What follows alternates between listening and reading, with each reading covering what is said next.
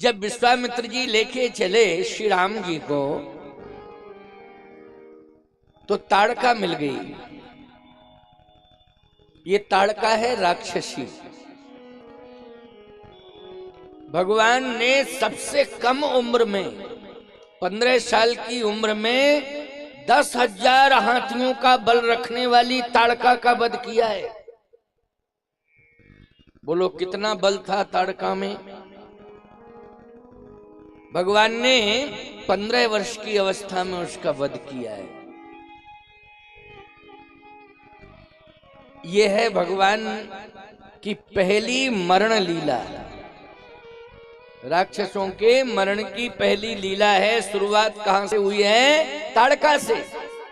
अच्छा, जब राम जी कृष्ण बने, कृष्णावतार में भी जब पहली लीला शुरू की तो पूतना के मरण से की। क्यों भाई, किसके मरण से की शुरुआत? राम जी ने रामावतार में राम जी ने ताड़का के मरण से लीला प्रारंभ की। और जब वही श्री राम कृष्ण बन के अवतरित हुए कृष्णावतार में, पूतना के मरण से लीला प्रारंभ हुई। पूतना का वध किया तब तो बहुत ही छोटे थे, हैं? राम जी तो 15 साल के हो गए, भगवान कृष्ण तो इतने छोटे थे कि वो अपने आप चल भी नहीं पाते थे। और पूतना वहीं पहुंच गई। देखो, मरने के लिए पहुंच गई।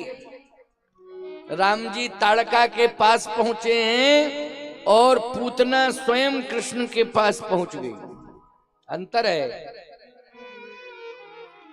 विश्वामित्र जी ने कहा ये राक्षसी बहुत बलवती है, इसमें इतना बल है कि एक बार जिसे देख लेती है उसको खा जाती है। अब तो राम जी मुझे देख लिया है, अब मैं बचूंगा नहीं। भगवान राम ने कहा कि आप डर क्यों रहे हैं? मरने से आपको डरना नहीं चाहिए, क्योंकि जो मरने से डरता है वो है पापी, और जो मरने से नहीं डरता है वो जानते हो कौन है? वही है पुण्यात्मा। क्यों भाई? वही पुण्यशाली है जो कभी मरने से डरता नहीं है। और जो मौत से डरे वही पापी है। क्यों डरता है? मरूंगा, जाऊंगा तो निश्चित है कि परमात्मा की अदालत में कड़ी से कड़ी सजा मिलेगी, इसलिए डरता है। लेकिन पुण्यशाली जो होते हैं, पुण्यात्मा, वो कभी मरने से डरते नहीं हैं। तो भगवान राम ने कहा कि आपने तो तपस्या की है, आपने भजन किया है, आपने तो न जाने कितने धार्मिक अनुष्ठान किए हैं, गायत्री का पुरुष चरण किया है, आपको तो मरने से डरना ही नहीं चाहिए। लेकिन आप मरने से डर रहे हैं तो इसका मतलब है कि आप किसी न किसी पाप को याद कर रहे हैं, वही आपको भयभीत कर रहा है। सत्य बताएं आपको, वशिष्ठ जी के पुत्रों को भस्म किया था विश्वामित्र जी ने क्रोधाग्नि। बोलो किया था भस्म कि नहीं? वशिष्ठ जैसे महापुरुष, उनके पुत्रों को इतना क्रोध आया कि भस्म ही कर दिया। और आपको एक बात बतावें, विश्वामित्र जी महाराज के मन में सम्मान पाने की भावना रही अभी तक। भगवान पाने की भावना तो अब जब अयोध्या पहुंचे हैं, परेशान हो गए कि मेरा यज्ञ सफल नहीं हो रहा है, राक्षस मेरा यज्ञ सफल नहीं होने दे रहे हैं, तब उनके मन में ये बात आई कि मुझे अब अयोध्या जाना चाहिए। अयोध्या में भगवान का अवतार हो गया। अयोध्या जाने की बात बहुत बाद में आई कि भगवान का अवतार हो गया। पहले तो विश्वामित्र जी महाराज इतने बड़े अभिमान में आ गए थे कि मैं अकेले ही यज्ञ कर लूंगा, मुझे किसी की चिंता नहीं है, मुझे किसी के सहयोग की आवश्यकता नहीं है, मैं अकेले ही यज्ञ कर लूंगा। याद रखना, चाहे जितना धन संपन्न व्यक्ति क्यों ना हो जाए, धार्मिक अनुष्ठान में उसे भरपूर दान तो देना चाहिए, लेकिन दान देने का अभिमान नहीं करना चाहिए प्यारे। यदि अभिमान आ जाएगा तो सब कुछ व्यर्थ हो जाएगा।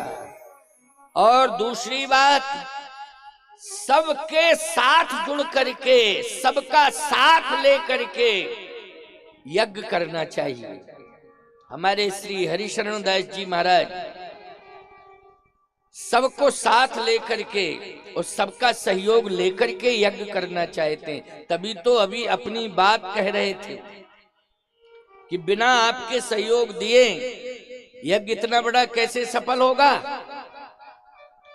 इस कहने की आवश्यकता नहीं है, बिना कहे ही आपको मुक्त हस्त से दान दे देना चाहिए, बिना कहे ही देना चाहिए, कहने की आवश्यकता ही ना पड़े।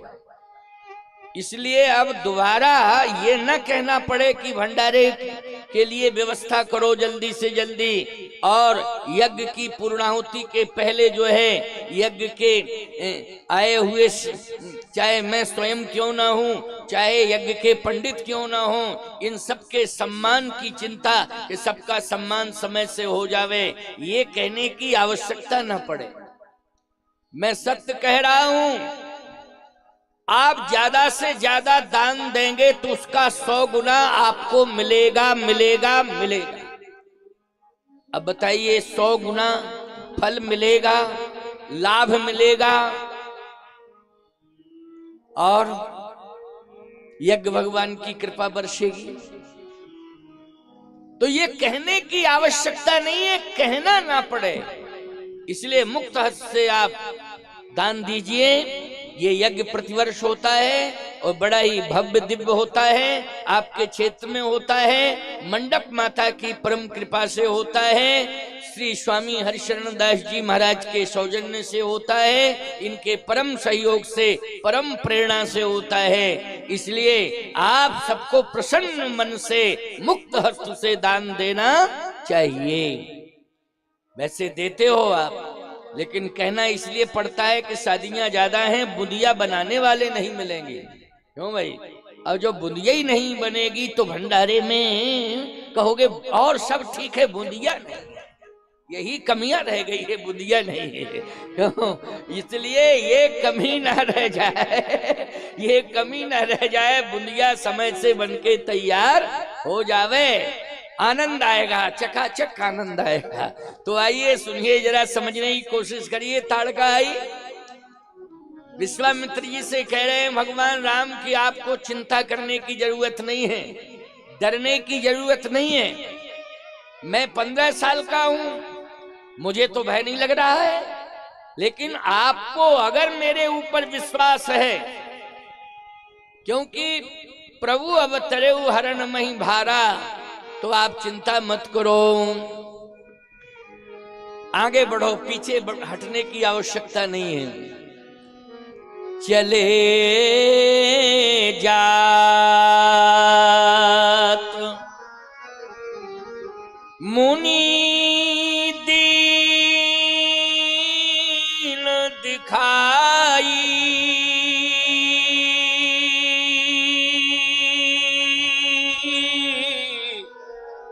सुन ताड़का क्रोध कर धाई। ताड़का को क्रोध आया और दौड़ पड़ी आक्रमण करने के लिए। जैसे ही आक्रमण करने के लिए श्री राम के सामने दौड़ी, राम जी को खाने के लिए दौड़ी है ताड़का। ताड़का को जैसे ही भगवान राम ने देखा तो कहा, इसकी आंखों में क्रोध है। क्रोध, क्रोध से ही व्यक्ति अपनी हानि करता है, क्रोध से ही व्यक्ति अपने जीवन में पाप करता है, और क्रोध से ही अपने जीवन को नष्ट करता है व्यक्ति। इसलिए इसमें क्रोध है, इसका तो विनाश होना ही होना है। लेकिन भगवान ने देखा, केवल ताड़का ने और किसी ने नहीं, विराट दर्शन करा दिया भगवान कि तुझमें 10,000 हाथियों का बल है, लेकिन यहाँ तो ब्रह्मांड निकाया निर्मित माया, रोम रोम प्रतिवेद कहे। कौशल्या अम्बा को भी विराट रूप दिखाया था, दिखरावा मातहि निज अद्भुत रूप अखंड, और रोम रोम प्रति लागे कोटि कोटि ब्रह्मांड। अब बताओ 10,000 हाथियों का बल रखने वाली ताड़का, भगवान ने जब उसको विराट स्वरूप का दर्शन कराया तो याद रखना क्रोध करुणा में बदल गया और रोने लगी। भगवान ने कहा रो मत, दीन जानतहि निज पद दीना। बोलो भगवान को देख करके, उस विराट स्वरूप का दर्शन करके दैन्य भाव में आ गई, दीन हो गई। भगवान ने कहा जो मुझे मेरा दर्शन करता है, याद रखना जो मेरा दर्शन करता है और दर्शन करने के बाद जिसमें दैन्यता आ जाती है, उसे मैं परम पद दे देता हूं, अपना धाम दे देता हूं। इसलिए ताड़का को भगवान ने दीन जानतहि निज पद दीना। दूसरा भाव इसमें एक और है, सन्मुख होए जीव मुहे जबहि, तो जन्म कोटि अघना सही तवहीं। जब जीव सम्मुख हो जाता है, भगवान के सम्मुख जीव हो जाता है, तो जन्म जन्मांतरों के पाप नष्ट हो जाते हैं। आज जन्म जन्मांतरों के पाप नष्ट हो गए हैं ताड़का के, क्योंकि भगवान के सम्मुख हो गई है, भगवान का दर्शन कर रही है। इसलिए प्यारे भगवान के दर्शन मात्र से उसको भगवान का धाम मिल गया। इसलिए चले जात मुनि दीन दिखाई, और सुन ताड़का क्रोध कर धारी। एक ही बाल प्राण हर लीन्हा, ओ दीन जानतहि निज पद दीना। भगवान ने अपना धाम दे दिया। अब ताड़का का मरण हो गया। भगवान राम ने कहा गुरुदेव अब आप बताइए ताड़का मरी कि नहीं मरी। विश्वामित्र जी बोले कन्फर्म वो तो मर ही गई है। अब आपको कैसा लग रहा है? विश्वामित्र जी ने कहा बहुत अच्छा लग रहा है, लेकिन इसके 2 बेटे बहुत खतरनाक हैं और मेरे लिए और चिंता बढ़ गई, क्योंकि उन्हें पता लग गया है कि इस बाबा ने मेरी माँ की हत्या करवा दी है। इसलिए अब वो निश्चित रूप से मेरे आगे पीछे ही घूम रहे हैं कि जैसे ही चांस मिलेगा हम बाबा को नहीं छोड़ेंगे, चाहे कुछ भी हो जाए, हम बाबा को नहीं रहने देंगे इस धरती पर, बाबा को नहीं छोड़ेंगे। भगवान ने कहा अब तो और ही ज्यादा भय बढ़ गया आपका। अभी ताड़का को देख कर के भय बढ़ा था, अब ताड़का के मरने के बाद तो आपको और भय सताने लगा है कि उसके 2 बेटे बहुत खतरनाक हैं, मारीच और सुबाहु। हे राम, अगर इनका वध हो जाए तो मैं पूरी तरह से निश्चिंत हो जाऊंगा। भगवान राम ने कहा सामने तो आवे, जब सामने आए तब देखें, अभी तो पता ही नहीं चल रहा है वो कहाँ हैं। जब सामने आएंगे तब विचार किया जाएगा। विश्वामित्र जी का आश्रम आ गया बक्सर में, सिद्धाश्रम। बक्सर में सिद्धाश्रम में बहुत बढ़िया यज्ञशाला बनी है। जैसे मंडप माता में यज्ञशाला बनी है, परमानेंट यज्ञशाला बन गई है। इसलिए प्रतिवर्ष यज्ञ होने लगा है। वैकल्पिक जब यज्ञशाला रहती है तो सोचना पड़ता है दोबारा यज्ञ करने के लिए, लेकिन परमानेंट यदि यज्ञशाला बन जाती है तो निश्चित ये हो जाता है कि हवन होगा, यज्ञ होगा। बहुत ही अच्छा कार्य हुआ है, विकास भी हो रहा है। मैं देख रहा हूँ, पिछले 2 साल पहले मैं आया था तब ऊपर रूम वगैरह नहीं बने थे कुछ, क्यों महाराज? अब इस बार मैंने देखा है तो ऊपर निर्माण हो गया है, रूम भी बन गए हैं, विस्तार हो रहा है। इसलिए याद रखना ये आपके क्षेत्र का एक ऐसा सिद्धि प्राप्त स्थान है कि आप भविष्य में अपनी कानों से सुनेंगे, आपकी पीढ़ी सुनेगी कि ये मंडप माता का स्थान दूर दूर तक प्रसिद्धि प्राप्त हो जाएगा। यहाँ लोग अयोध्या से रामलला का दर्शन करके यहाँ एक दिन दर्शन करने आएंगे। ऐसी महिमा मंडप माता की बढ़ती चली जाएगी यज्ञ भगवान की कृपा से, यज्ञ की महिमा से। इसलिए मैं कहना चाहता हूँ कि मुक्त हस्त से दान दो, किसी भी प्रकार की कोई उदारता में कमी नहीं आना चाहिए। उदारता पूर्वक दान दो, बढ़िया से बढ़िया दिव्य भंडारा बन के तैयार हो जाए, बुंदिया छट के तैयार हो जावे और सुंदर भंडारा समय से होवे, समय से चकाचक आनंद आ जावे। तो आज विश्वामित्र जी महाराज का यज्ञ शुरू कर रहे हैं। चिंता है मन में, भगवान ने कहा कि आप चिंता मत करो, आप तो करो यज्ञ, हम राक्षसों का विनाश करेंगे। क्योंकि ये राक्षस जो है यज्ञ में व्यवधान डाल रहे हैं, इसलिए हम इन्हें छोड़ने वाले नहीं हैं। आप तो यज्ञ करो, चिंता करने की जरूरत नहीं है। इन राक्षसों को हम बचने नहीं देंगे, छांट छांट करके इनको मारेंगे, आप चिंता मत करो। विश्वामित्र जी ने कहा राम यज्ञ तो हम कर ही रहे हैं, लेकिन तुम देखना ये आक्रमण करने आएंगे। राम जी ने कहा चिंता मत करो, यहाँ हो प्रात कहा अरे मुनि सन रघुराई, और निर्भय जग करो तुम जाई। ओम करण लागे मुनि झारी, ओम करण लागे मुनि झारी, ओ आप रहे मख की रखवारी। सुन मारी चिल साचर कोही, ओ ले सहाय धावा मुनि द्रोही। बिन पर बाण राम तहि मारा, ओ सत जो जन का सागर पारा। पावक सर सुबाहु पुनि मारा, ओ अनुजन साचर कटक संघारा। अब विश्वामित्र जी महाराज से कहा प्रभु राम ने आपने देख लिया, अब तो कोई दिक्कत नहीं है।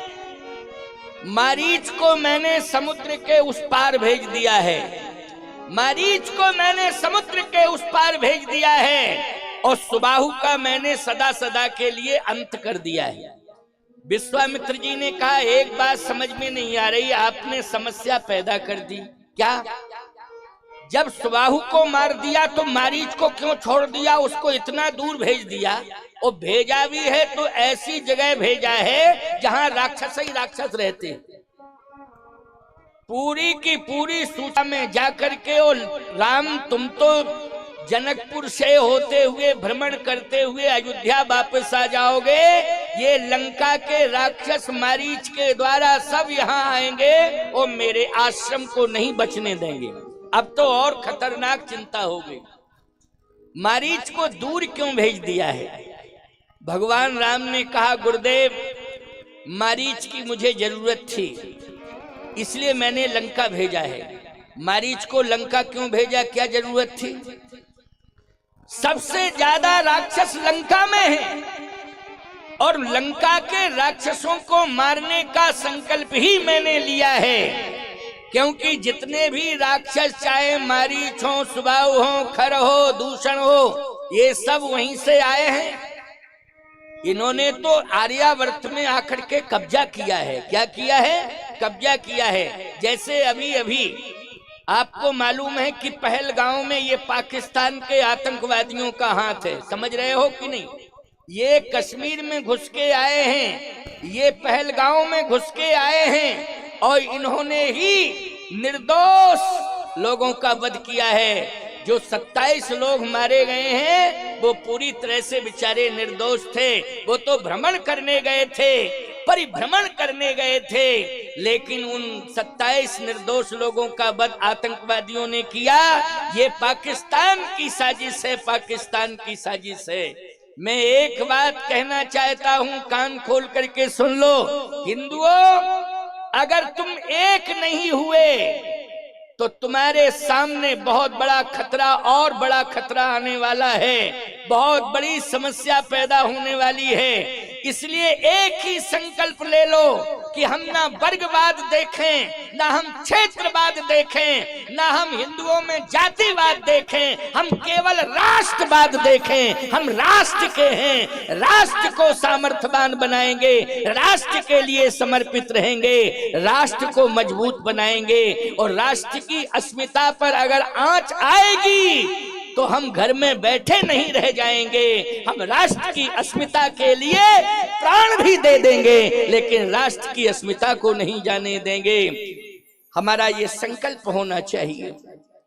आज ये पाकिस्तानी समय समय पर आकर के बीच बीच में आक्रमण करके हमारे राष्ट्र को बहुत बड़ा नुकसान पहुंचाते हैं।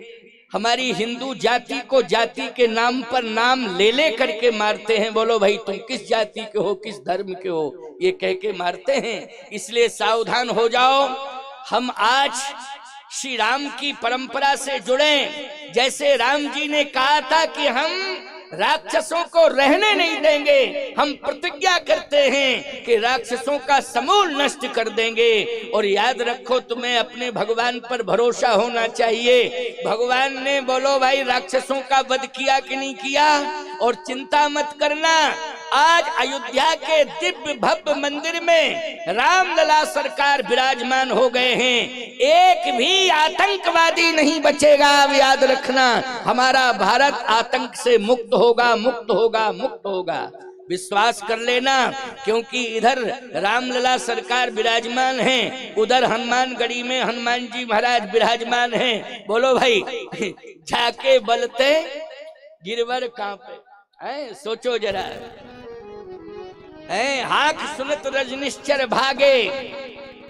हाक मात्र सुनने से राक्षस भागने लगते हैं। ऐसे श्री हनुमान जी महाराज हैं। इसलिए हनुमान जी महाराज हनुमानगढ़ी में बैठे हैं, राम मंदिर में रामलला विराजमान हैं। हिंदुओं, तुम्हारे ऊपर कभी भी खतरा आएगा तो रामलला भगवान हनुमान जी को आदेश दे करके तुम्हारी हर समस्या का समाधान करेंगे, हर खतरे को दूर करेंगे। विश्वास करने की आवश्यकता है। लेकिन हम अपने बच्चों को भी बलवान बनावें। हम अपने बच्चों को केवल धनवान ही न बनावें, हम अपने बच्चों को बलवान भी बनावें। और बलवान के साथ साथ हमारे देश के बच्चे चरित्रवान भी बने। इसलिए रामचरितमानस, राम की कथा ही चरित्रवान बनाती है। इसलिए पूरे परिवार को रामचरितमानस से, राम कथा से जोड़ो। पूरे बच्चों को राम कथा से जोड़ो। ऐसा नहीं है कि बूढ़े बूढ़े लोग आ जाएं और बच्चे ना आवें। बच्चों का आना बहुत आवश्यक है। बच्चे अवश्य कथा में आवें। सभी लोग ध्यान दें कि परिवार सिर्फ कथा सुनने के लिए आना चाहिए। तो मैं चर्चा कर रहा था कि विश्वामित्र जी से भगवान राम ने कहा कि राक्षसों के वध के लिए ही मैंने भेजा है। ये मारीच जाकर के समाचार सुनाएगा, तब रावण समझेगा कि वास्तव में अब हमारे मरण का समय आ गया है। अब हमारे मरण का समय आ गया है। ये पहली सूचना लेकर के मारीच गया है लंका में कि अब राक्षसों के मरण का, विनाश का समय आ गया है। ये पहली सूचना लेकर के कौन गया है लंका में? बोलो भाई, मारीच गया है। क्योंकि भगवान राम ने सबसे पहली चुनौती ये दी है, राक्षसी ताड़का का वध किया है। और जो 10,000 हाथियों का बल रखने वाली राक्षसी ताड़का थी, उसका वध श्री राम ने किया। इसके बाद सुबाहु को अग्निबाण से जला दिया और मारीच को भेज दिया लंका कि जाओ तुम सूचना कर देना कि तुम्हारे वंश का समूल नष्ट करने वाला अयोध्या में पैदा हो चुका है, अयोध्या में उसका जन्म हो गया है। जाओ मारीच कह देना। इसलिए भगवान ने बिना फर का बाण दे करके मारीच को कहां भेज दिया है? लंका भेजा है। राक्षसों को चुनौती दी है भगवान राम ने। अब